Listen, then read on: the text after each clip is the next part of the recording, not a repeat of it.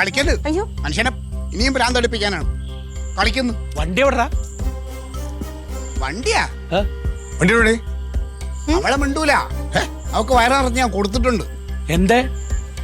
വണ്ടിയാടേ, അത് വണ്ടിയാ. പിന്നെ അത് ആക്രി. ഒരു ആക്രി തുരുമ്പില് രണ്ട് മറ്റേ ചക്രം എടുക്കുകയാണ്. ചക്രം ടയറിനെ പറയാക്കൂല. ഇത് നാണം ഉണ്ടോടാ നിനക്ക്? നീ ഒരു നിയമപാലകനല്ലേ? കുറച്ചൊക്കെ ഒളിപ്പ് പോണോടെ, കുറച്ച്.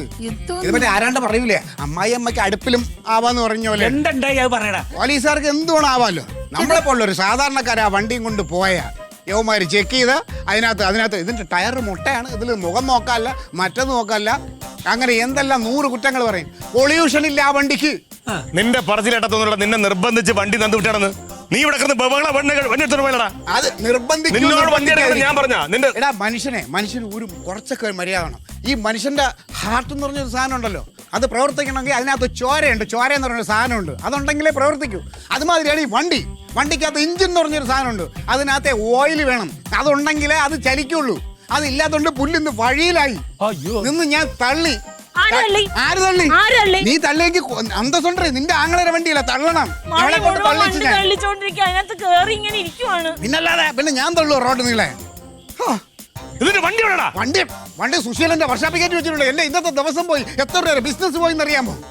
പിന്നെ അമ്മാവാ എല്ലാം കൂടെ ഒരു ബില്ല് എഴുതി തന്ന് 16,000 രൂപ ആവുന്നു. അതുകൊണ്ടേ വണ്ടി സുശീലന്റെ വർഷാപ്പ് ഇരിപ്പുണ്ട്. നിങ്ങൾ പണി ചെയ്യോ, പൈസ എടുക്കുകയോ കൊടുക്കുകയോ എന്താന്ന് വെച്ചാൽ ചെയ്തോ. എനിക്കിനി ആ വണ്ടി വേണ്ട.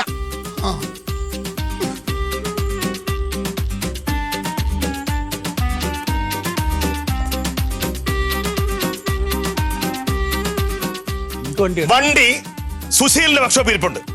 അത് പണി ചെയ്യണം, പൈസ കൊടുക്കണം, എടുത്തോണ്ട് വരണം. എനിക്ക് ആ വണ്ടി വേണം. എനിക്ക് ആ വണ്ടി വേണമെന്ന് ഞാൻ മലയാളത്തിൽ പറഞ്ഞു. എനിക്കിത് വേണം. 16,000 രൂപ എന്തിന്?